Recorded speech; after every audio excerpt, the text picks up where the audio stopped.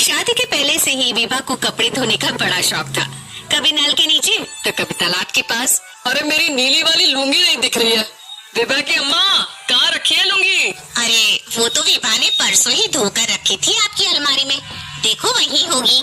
वो ना मैंने आज धो दी, मुझे लगा कि गंदी हो गई होगी। अरे कैसे गंदी हो गई थी? उसे तो मैंने पहना भी नहीं। हे भगवान, इस लड़की के कपड़े धोने की आदत से परेशान हो गया हूँ मैं। जितना तो घर में राशन नहीं आता, उससे कहीं ज्यादा डिटर्जेंट पाउडर का खर्चा है। इसकी शादी करवा दो, शादी जाए अपने घर में ही करे काम, फिर चाहे घर के कपड़े धोने हो या पूरे गांव के।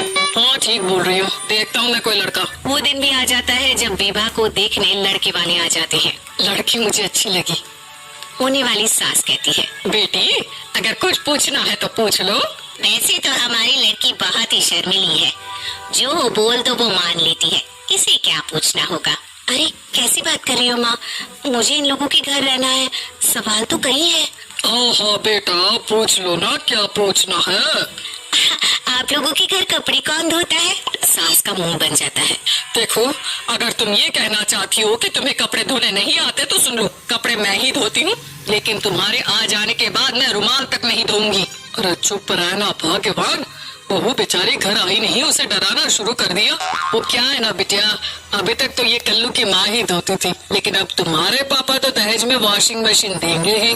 तभी विभा की माँ बोल पड़ती है, सवाल भी पूछा तो क्या, वैसे भाई साहब मशीन की तो फिर भी कपड़े धोने की कैपेसिटी होती है। मतलब जो बिटिया दे रहे हैं ना विभा, इसे कपड़े धोने का बहुत शौक है। ये आप लोगों के क्या आस पड़ोस गांव मोहल्ले सबके कपड़े धो दे और उफ तक ना करे। बाहर देखा नहीं आपने कितने कपड़े सूख रहे हैं? सब हमारी बिटिया ने ही तो धोए हैं। बस भी करो ना माँ, शर्म आ रही इतनी तारीफ सुनकर। और तो और एक दाग निकाल कर दिखाओ तो मान जाओ। हाँ अच्छा, माफ करना बेटा, मैंने गलत समझा। हमें तो रिश्ता बहुत पसंद है। और ऐसे जुड़ जाता है रिश्ता कपड़े धोने का शौक रखने वाली विभा का। उसकी शादी हो जाती है कोयला फैक्ट्री में काम करने वाले कल्लू के साथ। शादी के बाद अचानक विभा चिल्लाती हुई सास के पास आती है, सासू माँ, अरे सासू माँ कहाँ है आप? ये तो धोखा है, धोखा दिया आप लोगों ने मुझे। इस ससुर के चक्कर के बारे में पता चल गया। अरे तो उसमें तुझे क्यों धोखा मिला है? अरे नल में पानी नहीं आता, कपड़े कैसे कब धुलेंगे? अच्छा, तो पानी नहीं आ रहा उसकी बात कर रही है। तो आपने क्या सोचा? कुछ नहीं। अच्छा, तेरी माँ ने कहा था कि कपड़े धोने का शौक है, तुझे याद आया मुझे। शौक बोलकर कपड़े धोने वाले मेरे जुनून को कम ना आके सासू माँ, कपड़ा धोना मेरा गुरूर है। तभी पति भी वहाँ आ जाता है। अभी मैंने इसे सनी देओल की फिल्म दिखाई है, उसी के डायलॉग मार रही है माँ। अच्छा सुन, साफ बता रही हूँ, पानी सुबह 4 से 6 और शाम को 10 से 12 आता है, समझी? विभा टाइमिंग सुनकर हैरान हो जाती है। ये क्या भूतों का मोहल्ला है? सुबह 4 बजे उठकर कौन कपड़े धोता है? 4 बजे टंकी में पानी जाता है, फिर सारा दिन धोना ना, किसने मना किया?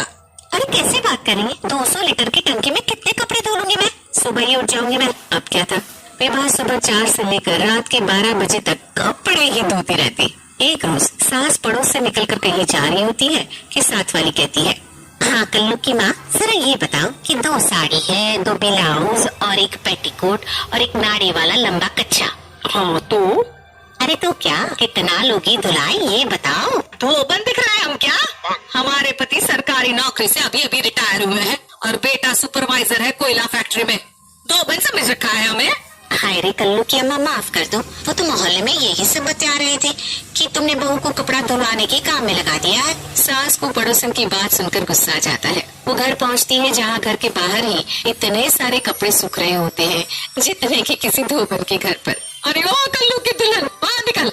माँ जी यही आ जाओ, बाथरूम में चादर धो रहे हैं हम। अरे अभी हम धोते हैं, तुमको बाहर निकलो। ये आस पड़ोस वाले बोल रहे हैं कि हम बहू से कपड़े धुलवा कर उसे कपड़ा धोने वाली बना दिए हैं।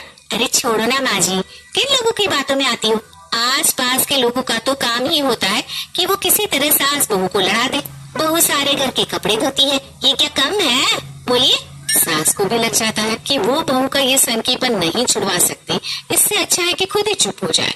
एक रोज सास और बहू मंदिर जाते हैं, जहाँ सास की साड़ी वहाँ खड़ी भीख मांगने वाली से मिलती है। माँ जी क्या बात है, आपकी साड़ी उस भिखारन से कितनी मिल रही है ना? हाँ देखो तो दोनों की साड़ी मिल रही है। क्या बात है कल्लू की अम्मा, तुम खुद को तो अफसर की बीवी बताती हो और ऐसी सिंपल सी प्लेन साड़ी पहनकर घूमती हो। सिंपल और प्लेन नहीं है ये साड़ी। तो क्या सोने के धागे से फूल बने? कुछ भी सासू माँ, कुछ भी। हाँ, बने थे इस साड़ी में सोने के धागे से फूल। मेरे पति लेकर आए थे मद्रास से स्पेशली मेरे लिए 10,000 की। ताहे भाई साहब इस भिखारन के लिए भी सेम टू सेम साड़ी लेकर आए होंगे 10,000 की।